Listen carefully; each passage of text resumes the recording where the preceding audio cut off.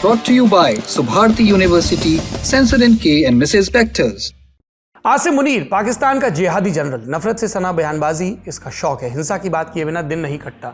फिलहाल अमेरिका में है फिर से और वहीं किश्तों में गीदड़ भभकियां दे रहा है।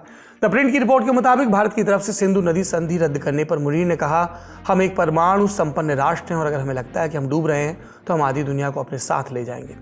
मुनीर को जवाब दिया भारत के विदेश मंत्रालय ने एक बयान में कहा कि भारत पहले ही साफ कर चुका है, फिर कह रहा है हम परमाणु धमकियों से डरने वाले नहीं हैं। अपने राष्ट्रीय हितों को सुरक्षित करने के लिए भारत हर जरूरी कदम उठाएगा।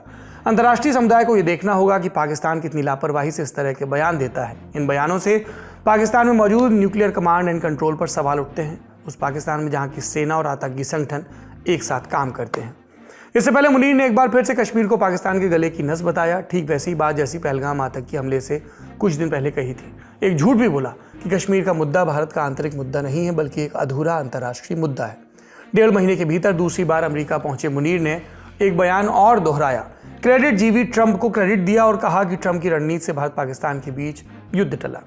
इस बीच भारत की तरफ से एक बयान और आया और कहा गया कि यह खेदजनक है कि एक मित्र देश की धरती से इस तरह के बयान दिए जा रहे हैं। सुर्खी नंबर 2, महान शायर फैज अहमद फैज लिख गए हैं, ये गलियों के आवारा बेकार कुत्ते की बख्शा गया जिनको जौके गदाई, जमाने की फटकार सरमाया इनका, जहां भर की धुतकार इनकी कमाई।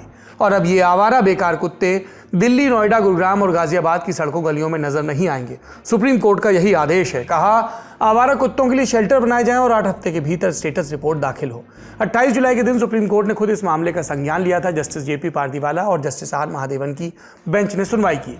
11 अगस्त को आदेश दिया और कहा कि 6 हफ्ते के भीतर 5 से 6 हज़ार आवारा कुत्तों के लिए शेल्टर बनाने का काम शुरू हो और एक गली मोहल्ले से इनको उठाया जाए।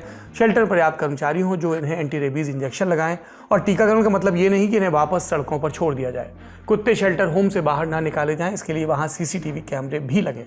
कोर्ट ने यह भी कहा कि किसी भी कीमत पर नवजात बच्चे और किशोर रेबीज का शिकार नहीं होने चाहिए और कुत्तों को उठाने में कोई व्यक्ति या समूह अड़चन डालेगा तो अदालत जरूरी कार्रवाई करेगी। कोर्ट ने एक हेल्पलाइन बनाने की भी बात कही जिसके तहत अगर किसी को कुत्ता काटता है तो 1 हफ्ते के भीतर इसकी जानकारी दी जा सकेगी और शिकायत मिलने के 4 घंटे के भीतर उस कुत्ते को उठाकर शेल्टर होम भेजना जरूरी होगा।